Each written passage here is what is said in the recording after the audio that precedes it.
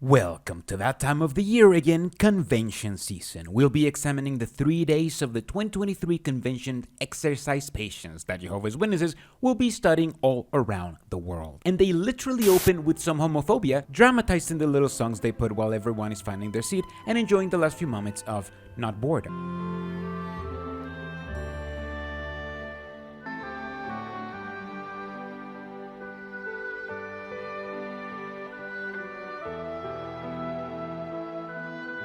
We see that this kid isn't just expected to publicly defend his homophobic beliefs in class, but he's expected to teach the teacher and everyone else what the Bible says about it, because just like David was vegetarian, this kid needs to be homophobic. We then see a sister remember some cringy drama so she can keep standing next to a cart, and an old man remembering that horrible fake angel beard as he's in a hospital. And after another song with stock footage of nice looking places, and a song where you can see Jehovah's Witnesses having fun by not being at the meetings, we finally get to our first speech that obviously opens by saying how amazing this convention is going to be, and by defining common words. How long has it been? For me, it has been 3 years, 9 months, 1 week, and 3 days since I had the opportunity to attend a regional convention in person.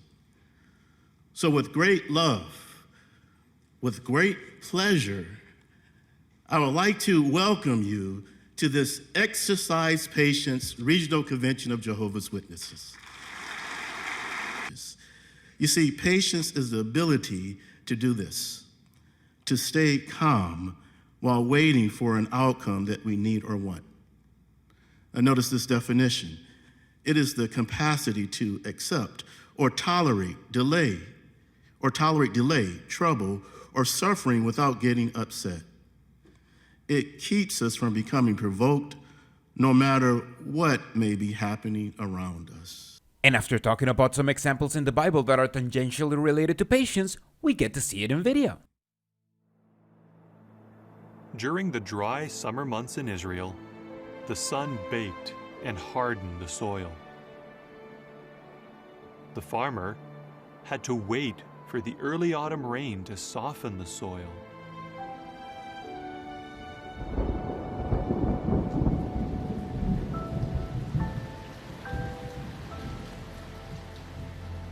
Then he could begin plowing and sowing. While his crop grew, he waited patiently until the late rain caused the grain to develop fully.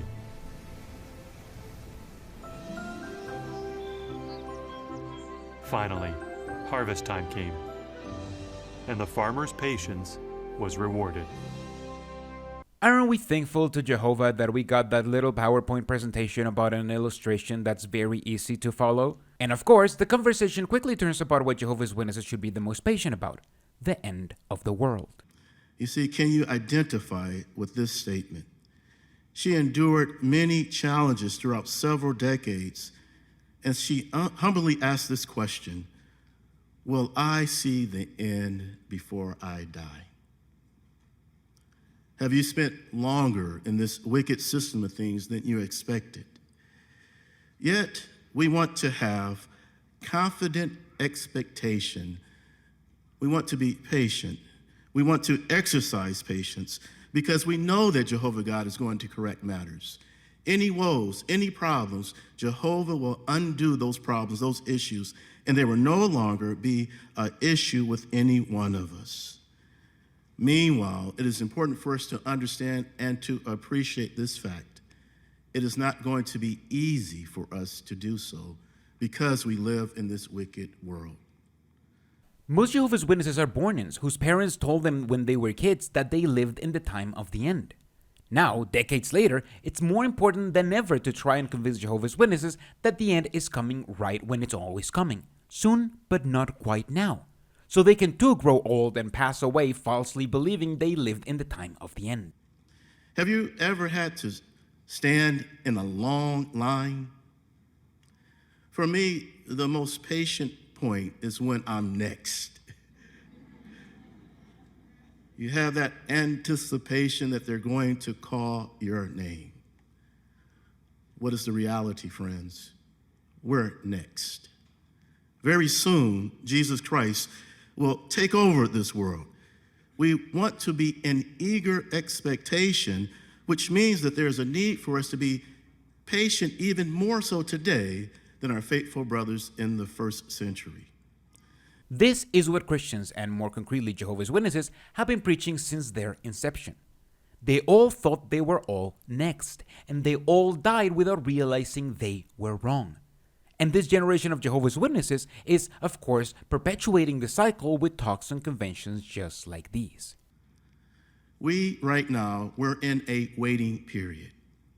We can enlarge upon what we're doing right now in the waiting room of the doctor's office. There's a need for us to pour ourselves into this beautiful work that Jehovah God has given to us, to talk to others about the kingdom message. But in addition to preaching to others about the kingdom message, we have the opportunity to improve our relationships with others. When we do so, we improve our approval rating before Jehovah God. This convention will help us to see the value of the purpose of our endurance as we wait patiently with joy. That is how Jehovah's Witnesses see the world, as a transitory world where they need to preach and they need to get along with their fellow brothers and sisters in order to make it through. And since they hadn't mentioned the governing body in a while, Mark Sanderson is here in a pre-recorded video to reintroduce the convention half an hour into the convention. Speaking for the governing body, I can say that this will be an excellent program for all of us to enjoy. We'll benefit from over 40 talks, as well as videos, a dramatic Bible reading, and a 2-part feature-length drama. And all of this is designed to build us up and to help us endure the remaining days of this old world. And Mark is here not just to reintroduce the convention, but to make a big deal about their new translation, translated by no actual translator, and how it changed one word for another that's more common. All to pretend changing one word means they have Jehovah's hand on their side. It's one of the 9 aspects of the fruitage of his Spirit that are listed at Galatians chapter 5, verses 22 and 23. If you had memorized that list of qualities some years ago, when reciting it, you would have said that the first 4 aspects are love, joy, peace, and long-suffering. However, in the 2013 revision of the New World Translation, the governing body decided to change the expression long-suffering to patience. Long-suffering does not mean merely suffering long or just putting up with a trying situation. It involves deliberate restraint or calm endurance, which is better expressed by the word patience. When a patient person is wronged or provoked, he remains calm as he awaits the outcome of the situation. I should point out that the Jehovah's Witnesses aren't the only ones to render this as patience. Mark is mostly right in what he said, which is why Bibles like the Living Translation, the New Century Version, the New Revisited Standard Version, and most other modern translations will render this word as patience. Mark here is trying to convince you that Jehovah is on their side because they were the last ones in a giant list to update this verse. And now he'll try to convince Jehovah's Witnesses that they're unique and that everyone who's not a Jehovah's Witness is a godless, impatient, worldly person. We live in an impatient world. More and more people are not willing to wait for anyone or anything.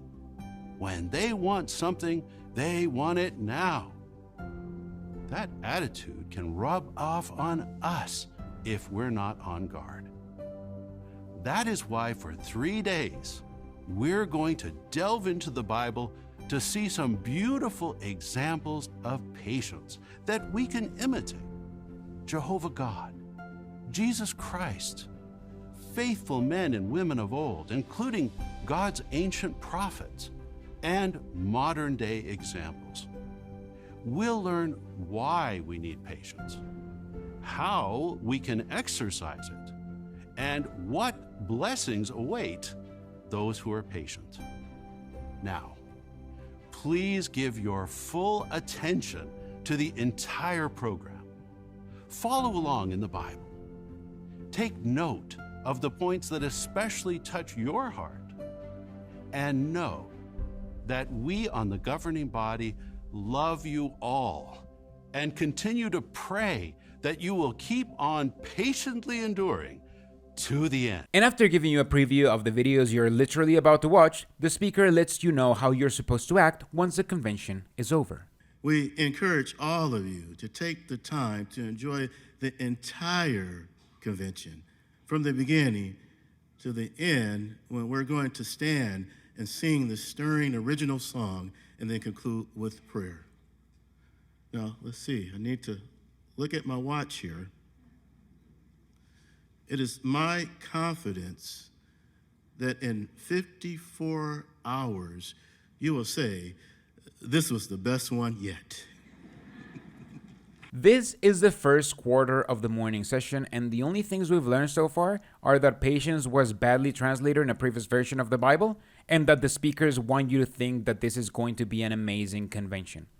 This is followed by a very boring speech that tells you that when the Bible says there's a time for everything, that means that you should try to be more patient about the Armageddon they kept saying would be here by now. Have you ever found yourself wanting the new world to be here already because this old one is so horrible?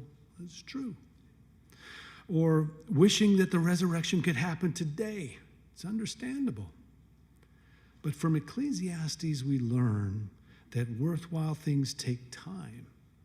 They require patience. So our goal is to be there, and when it's Jehovah's time, it will be beautiful. And since this is a symposium, we have a bit of propaganda to regurgitate that same information.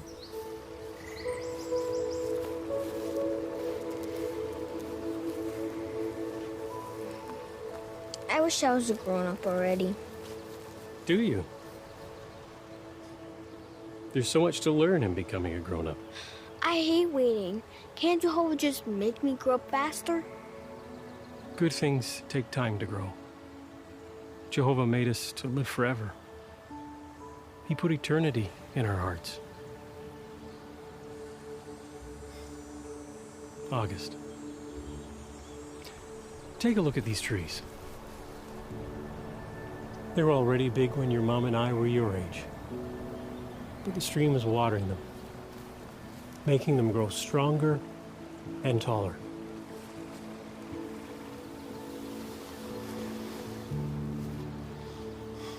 I know you want to grow up, and you'll get there. Just walk with Jehovah and enjoy the journey. You can tell that no one writing this has ever even interacted with children, nor knows how humans interact around them. This interaction is so corny and unrealistic, it could only come from a cult. And obviously, since this is propaganda and the boy grows up to do the right thing, he grows up to be extremely conventionally attractive. Growing up, August felt like he didn't have any friends in the congregation. But recently, he's been using his time to cultivate a friendship with Ben. Good kid, new to the congregation. I can't shake the feeling. Things have been tough for him at home for a long time. They've got a great group of friends. Harlan, Chantel, and Mallory. She's applied for SKE a number of times, but hasn't been invited yet. This is just to let you know that they are all Jehovah's Witnesses, because if they weren't, then Jehovah's Witnesses would not be allowed to associate this closely with them. Which basically comes down to an association of a casual relationship where you play basketball without keeping score.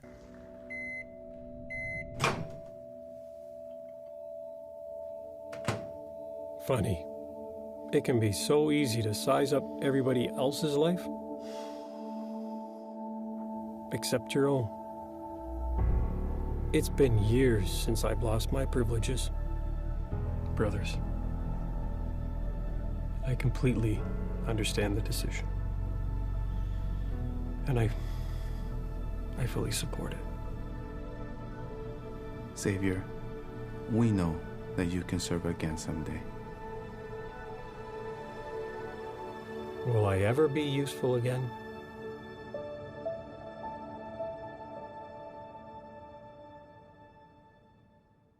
And that's how this segment of the drama ends, by him admitting he's not useful if he's not high up in the hierarchy. Later on we'll learn that if he can't be high up in the hierarchy, the next best thing is to help indoctrinate someone who can. Next in the symposium is a very boring speech about how what you need for friendship is the same things you need for a tree or something. Well, to grow strong, a tree needs the right environment. It needs nourishment from the soil, warm sunlight, and refreshing water. Well, strong friendships also need this environment. It needs a soil of mutual understanding and shared experiences to be able to talk about personal things with someone we know can understand. It needs the warmth of heart-to-heart communication. Yes, even we men need to be able to open our hearts up to friends. And after that a bit of toxic masculinity, we get some toxic friendship. According to Jehovah's Witnesses, if you isolate yourself, you're being selfish and need to stop. There's no excuse for taking some alone time, and they have propaganda to prove it.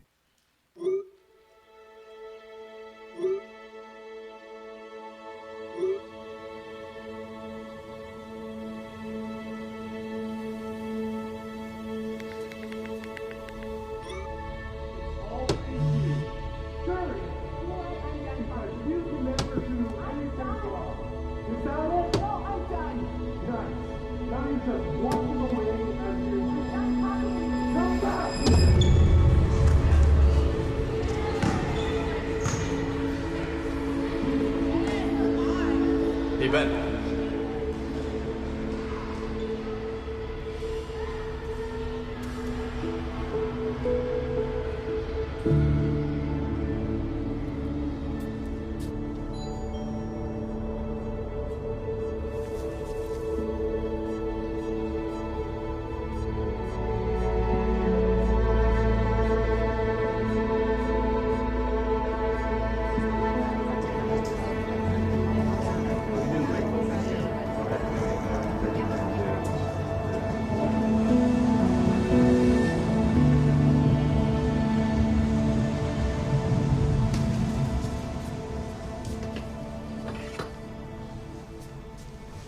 Everything okay?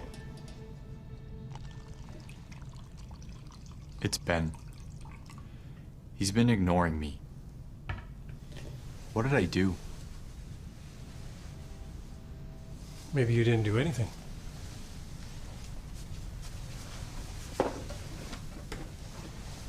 Ever think he may be dealing with something? You know, he may need a friend more than ever, even if it doesn't seem like it. Take a look at Proverbs 17:17. A true friend shows love at all times. Here, the Jehovah's Witnesses show their inherent narcissism by assuming that if someone needs some time off, then it can only be because they need you more than ever. And the solution is to double down on your efforts of pursuing them. This is nowhere in the Bible, but it's a huge part of Jehovah's Witness culture. If someone is saying they need time off, this should be ignored because what they need is the opposite. And since this is propaganda, it works out perfectly. At all times.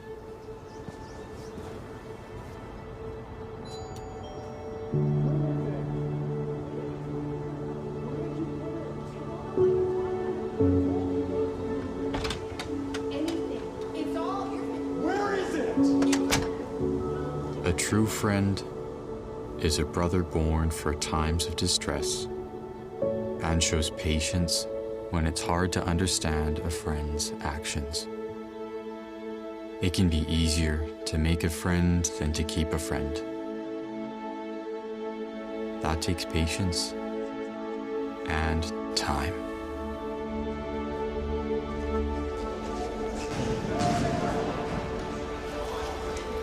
Hey. Hey, great to see you. Hey, listen. I really wanted to say Thank you. Don't even worry about it. Ready to play? Ready?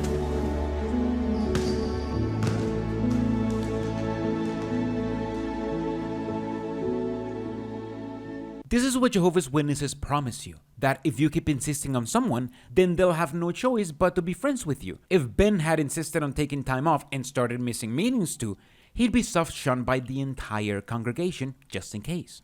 Help your student to examine his motives. If not careful, a student could be studying the Bible with a little bit of a selfish motive.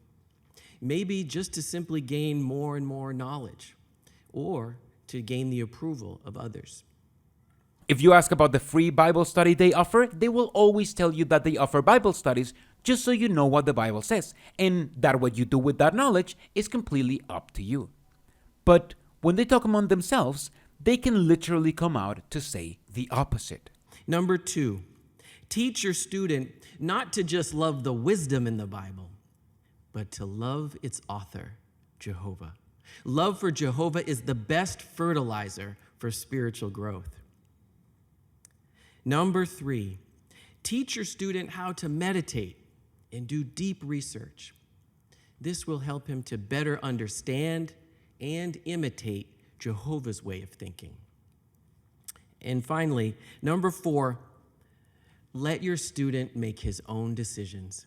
He literally just said that someone who studies with the Jehovah's Witnesses just to learn more is a selfish person, and then proceeded to tell you exactly how to indoctrinate them by telling them they should meditate on what they've learned instead of thinking about it critically, and by making sure the person is in a good headspace to being indoctrinated. And just because the Jehovah's Witnesses love to talk out of both sides, we hear at the end that they need to give the students freedom, as if he didn't just spend the first few minutes telling you the opposite.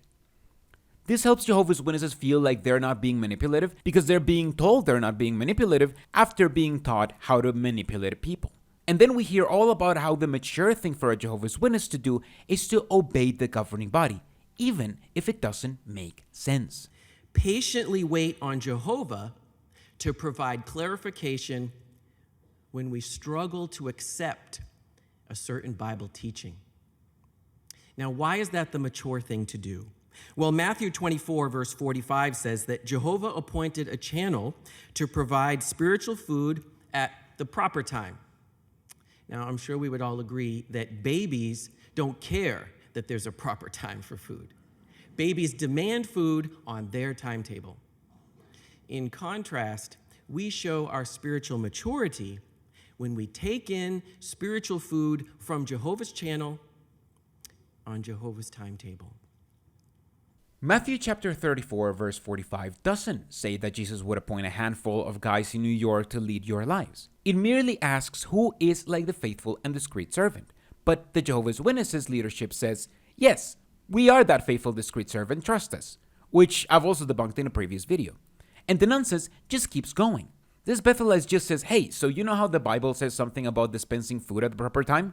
Well, babies want food all the time. So if you don't wait on Jehovah to correct some obvious mistake, you're like a baby. The illustration is so insulting and infantilizing and makes so little sense that we might as well just move on to the propaganda clip. We all face obstacles to spiritual growth.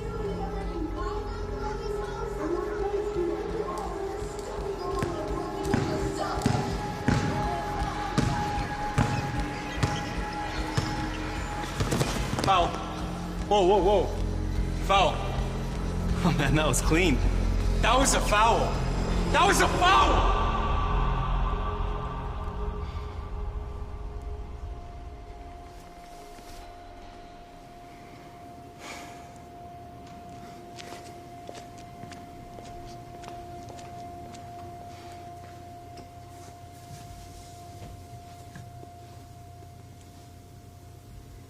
My dad's angry.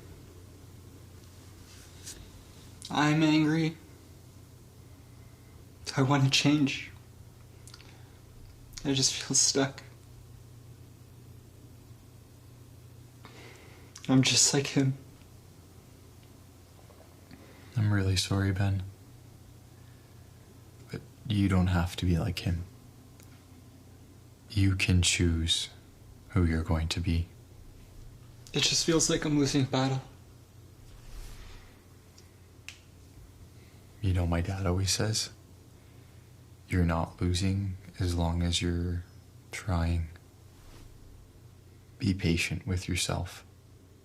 It will take time, but you can do it. You already have an idea of what's at the root of your struggle.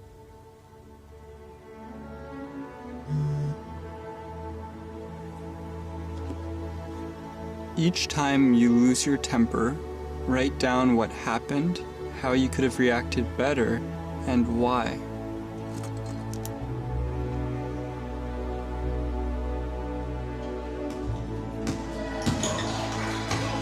Come on!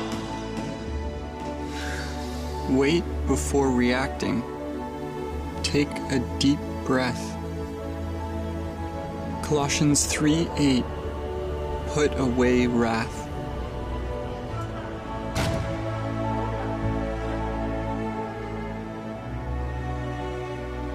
Proverbs 16:32. The one slow to anger is better than a mighty man. Slow to anger.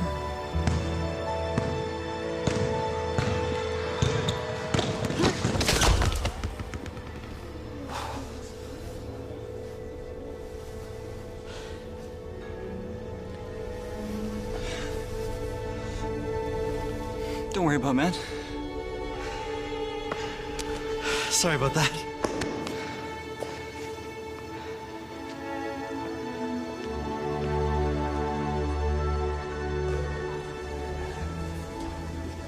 You really kept your cool out there. Good job.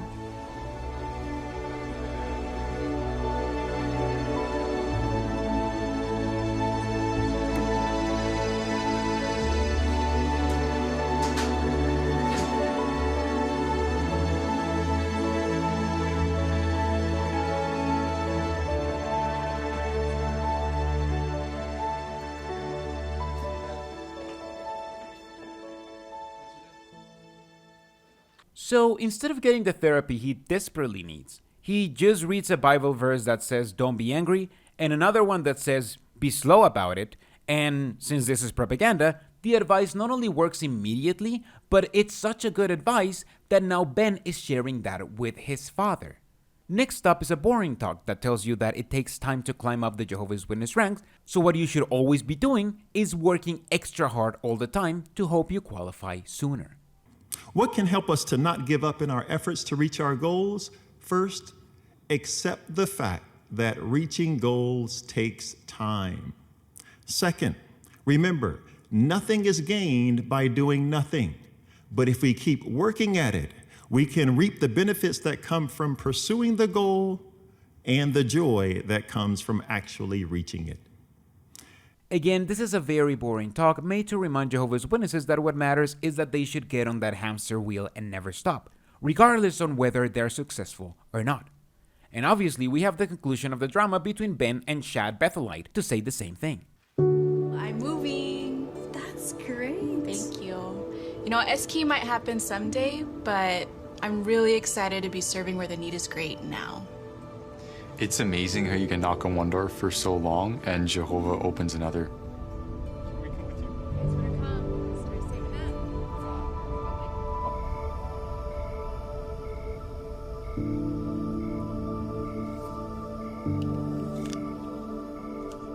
We have one last announcement. We're happy to announce that Brother Ben Leal has been appointed as a ministerial servant.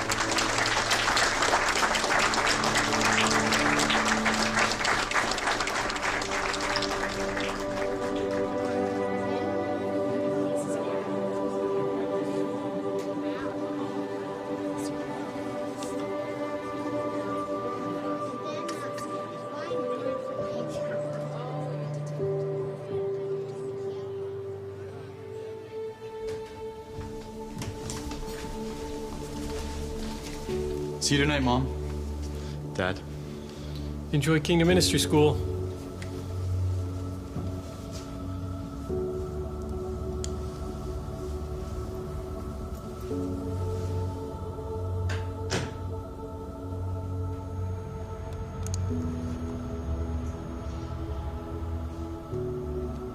What is important is not our time, but Jehovah's time. What I want may not be what Jehovah knows I need.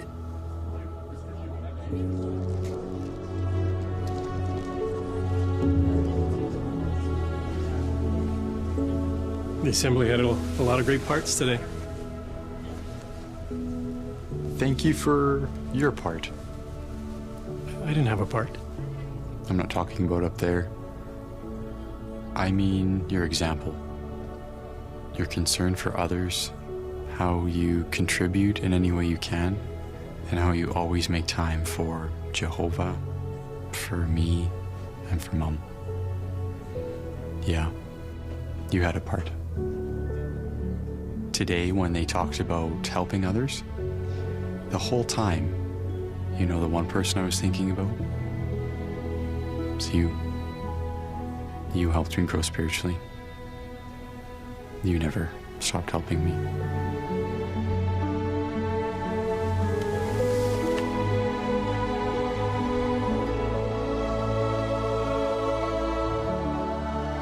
If we're in too big a rush to get somewhere, we can miss what Jehovah is giving us right now.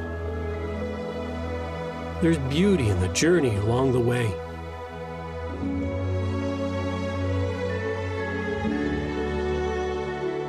And while we're waiting to reach our goals, let's be grateful for the opportunity, the time, to grow spiritually.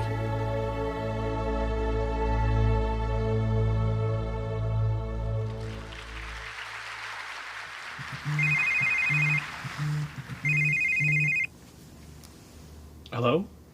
Hi, Xavier. After the circuit overseer's visit this week, the elder body has some good news for you. Good to see you when I meet with you before the meeting. That's right. Instead of keeping the message as do your best indoctrinating children because that's enough, they decided to make it into do your best indoctrinating your children because then you'll rise up the ranks eventually. And after the usual please volunteer to work for free at our cult compound video, we get to one of the most condescending governing body members, David's Blaine, who's going to twist the scriptures to make King David seem like it's not like he was against killing Saul when he was running away because he respected his God-given position. David was waiting on Jehovah to make things right. Just like you may have to wait on Jehovah for those pesky CSA cases in your congregation to get magically fixed. Some scholars believe that David was 15 years old when he was anointed as king. If so, then he had to wait 22 years before he became king over all Israel. During several of those years, King Saul chased after David, seeking to kill him. As a result, David had to live as a fugitive, at times in caves in the wilderness, and at other times in a foreign country among the enemies of Israel. David learned patience, the need to wait on Jehovah. Let's consider 3 events that occurred during that period in his life. The first happened in the wilderness of En-Gedi, a place of rough mountains, honeycombed with roomy caves. King Saul, consumed with envy and hatred, chased after David, intent on killing him. David and his men hid from him in an immense cave. They couldn't have been comfortable. They had no luxuries. They had to gather food, firewood, and water, and they had to evade those who wanted them dead. Notice just how much Splain has to add onto a story that's basically a made-up story about the importance of not killing kings because they're protected by their religion, which they just so happen to lead to. Imagine the astonishment of David and his men when Saul himself, alone and unprotected, strolled into the very cave where they were hiding. Saul's vision was adjusted to the light outside, so when he peered into the gloom of the cave, he didn't see that there were men inside. The men's eyes, however, were already accustomed to the dark, so they could see Saul clearly against the light of the entrance. Now, Saul was vulnerable, completely in David's power. Should David do away with him? His men whispered for him to do just that. Surely Jehovah was giving Saul into his hand. After all, It was God's will that David replace Saul as king. And didn't David have good reason to kill him? Saul was out of control. He had killed priests at Nob and wiped out the city, men, women, children, animals. All because the high priest, Ahimelech, had given David bread for his men to eat. If David killed Saul, what would be the result? Deliverance? An end to his running as a fugitive? No more hiding in caves. Immediate kingship. Surely all this passed through David's mind. What would he do? What would you have done? But obviously, since the theme of the convention is all about patience, and since Jehovah's Witnesses love to tell each other to wait on Jehovah to magically right wrongs, Splain pretends this was all about trust in God rather than respect towards his anointed ones. It is unthinkable from Jehovah's standpoint that I should do such a thing to my Lord, the anointed of Jehovah, by lifting my hand against him, for he is the anointed of Jehovah. So David restrained his men with these words, and he did not allow them to attack Saul. As for Saul, he rose up from the cave and went on his way. David didn't kill Saul because he recognized that God had placed him as king. That's the point of the story. But Splain is trying to make it seem as if David didn't kill Saul because he knew that God would kill Saul for him later. And that's not the only story he's twisting. Sheep shearing was a time of joy and festivities, and Nabal had reason to rejoice. He had many sheep, and they had been protected from bands of robbers by David's men. Customarily, it would be expected for Nabal to show appreciation and generosity. But when David's men politely requested food, not only did he refuse, he screamed insults. This story kind of jumps out when you're no longer a believer. We're supposed to believe that David's men were so ultra nice to this guy, but he wasn't an Israelite, so he was super rude for no reason. And just so we know that David was being reasonable, he immediately decides to eliminate him and all the males. Now it goes unsaid here, but men were the owners of everything, and women were seen as their property. What David was planning was to kill every property owner and steal their properties once they were dead, which most likely included the women. Abigail, Nabal's wife, was most likely acting out of self-preservation, since she didn't want to be left at the mercy of an army that had just killed everyone around her. But Splain twists this story into the Jehovah's Witness narrative that Abigail was probably hated by her husband too, and what she was trying to do was keep David from making a mistake instead of protecting herself. When David learned what Nabal had said, he was furious. Immediately, and without consulting Jehovah, David told his men to strap on their swords. Then they set out to wipe out every male in Nabal's household. This was wrong. Nabal was a despicable man, but while David deserved compensation for the protection he'd given to Nabal, he had no legal right to Nabal's property. And there was absolutely no reason to murder an Israelite brother and his entire household. Meanwhile, one of Nabal's servants discerned the imminent disaster and had the courage to report what had happened to Abigail, Nabal's wife.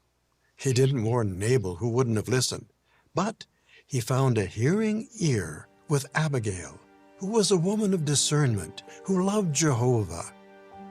We know little of her background, but life with Nabal must have been difficult. He was harsh, unthankful, and arrogant. Perhaps she was trapped in an arranged marriage. Senselessness is with him, Abigail later said to David.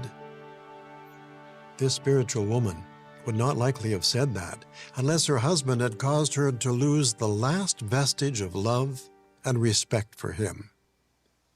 Abigail listened to the servant and realized that something had to be done immediately. But what? Should she speak with Nabal? No, she couldn't reason with him.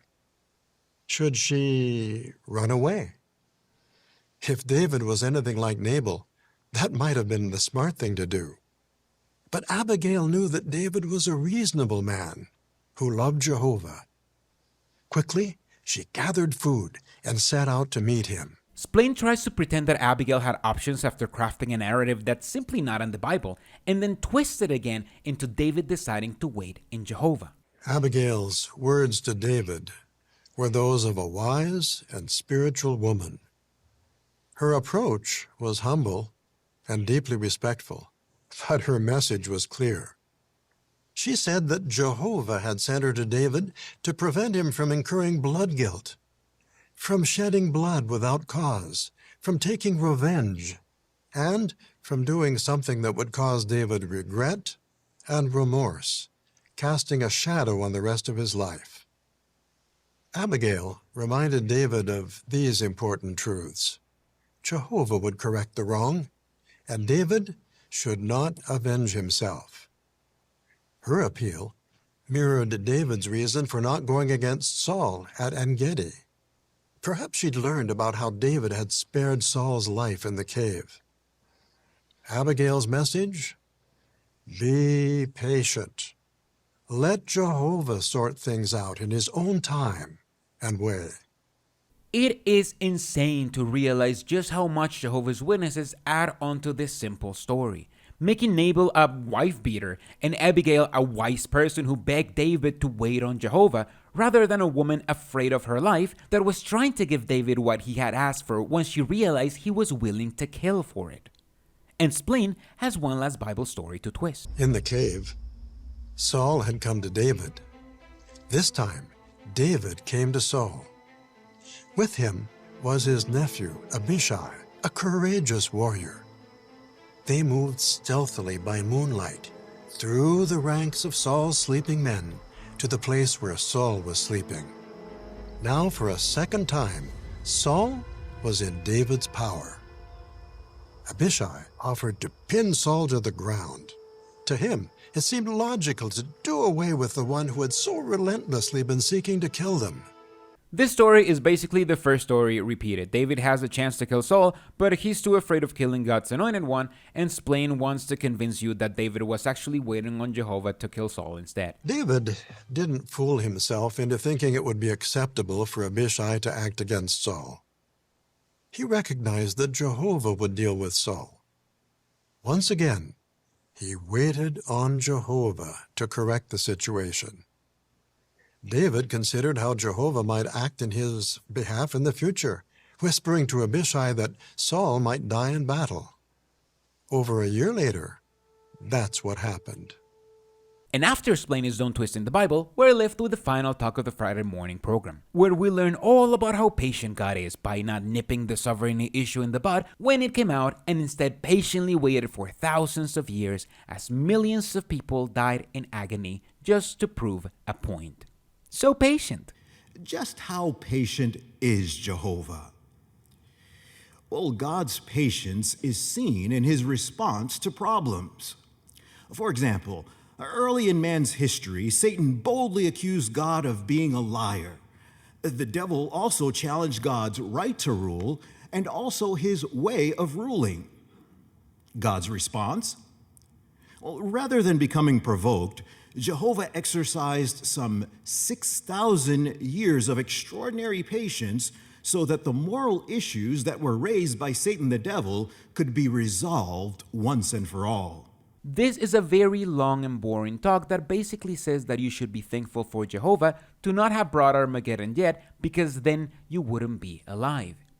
He pretends that you having an issue with Jehovah not bringing Armageddon is a you problem, not a problem raised because Jehovah's Witnesses have been preaching that Armageddon would definitely be here by now. What might cause us to view God's patience as inconvenient, even detrimental? Well, when we or those who we know are experiencing intense suffering, we may wish for Jehovah God to flip a switch, to press a button, as it were, and bring the new world, and bring it now, Lord. In fact, that is why we're talking about this matter. When we find ourselves thinking that way, it may be that we have allowed an important fact to escape our notice. Well, what fact is that? Well, the Apostle Peter explains in the preceding verse. Do you note there at 2 Peter chapter 3 and verse number 8? Note what he tells us. However, do not let this escape your notice, beloved ones, that one day is with Jehovah as 1,000 years, and 1,000 years as one day. Did you note that? This verse shows that Jehovah views 1,000 years as if it were a single day. Well, according to that way of figuring time, an 80-year-old person has only lived about 2 hours from Jehovah's standpoint. If you're 40, you've lived an hour. 20, 30 minutes, and you 10-year-olds, 15 minutes for you. Why is that? Well, the Bible says at Psalm 90 and verse 2 that Jehovah is from everlasting to everlasting. His life extends everlastingly into the past and into the future. Therefore, Jehovah has a truly unique view of time. And that's how Jehovah's Witnesses stay indoctrinated.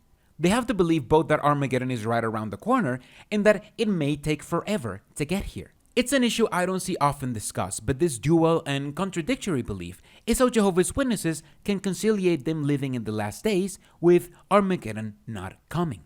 And this is the rhetoric that has been pushing Armageddon lately. However, I believe this is unsustainable, and as long as they keep pushing this rhetoric instead of announcing Armageddon is coming, they'll keep bleeding members. And like always, they have a video with stock footage to tell you the same thing. To us, some features of creation appear motionless. But over time, they change.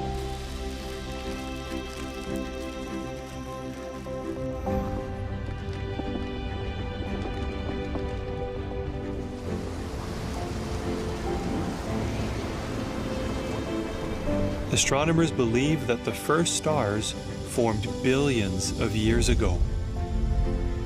It is difficult for us to conceive of such an enormous length of time. But Jehovah, who created the stars, is from everlasting to everlasting. He is not restrained or pressured by time, but neither is he slow to act. He always acts at exactly the right time. Appreciating Jehovah's view of time helps us to be patient while we await his new world. Just announce Armageddon is coming already, Watchtower. Stop being so boring. But instead, we get the experience of a woman who found a way to suppress her very valid doubts by doing the equivalent of covering her ears, saying, "La la la, I can't hear you." I enjoyed learning about Jehovah and the paradise, so at an early age I came to love Jehovah. Yet later on, doubts just started nagging away at me. I was deeply troubled by all the horrible pain and suffering I saw on the news. Even though I knew and understood the sovereignty issue, I kept asking myself, why is it taking so long? I even started feeling a distance growing between me and Jehovah. I did a lot of praying and studying during that time. Mark and I also had many deep and meaningful conversations. Then I saw a picture in the publications of a father carrying his little son on his shoulders. That really resonated with me. I wanted that same kind of trust that a child has in his father. To feel that I could trust Jehovah without asking questions. It became a real struggle between what I mentally understood and what I was feeling emotionally in my heart. I remember earnestly praying to Jehovah so that I could feel things as Jehovah feels them. At a certain point, an elder came to visit us. He specifically asked me, "Edith, how are you doing?" His interest and concern just made me open up and tell him what I was struggling with. I remember he quoted a scripture. It was at 2 Corinthians 10, verse 5, where it says we must bring wrong thoughts into captivity. And that's the way you're taught to handle doubts as a Jehovah's Witness. Identify the doubt and repress it as you wait on Jehovah, instead of actually checking if your doubts hold up to scrutiny, because that's the most important thing in a high control group: compliance. And after a plea for you to please keep looking for converts offering a Bible study that will never go anywhere, the Friday morning convention program comes to a close. This convention is all about patience, and I think that is because this one is as boring as they always are. Remember, there were over 2.5 hours of this that we condensed in less than half of that, so you don't have to watch the convention to know what it's about. However, I know there are juicier bits to follow, so subscribe if you don't want to miss the next one. And thank you so much to my backers. I'll be posting a behind the camera soon, and I can't wait for you to watch it.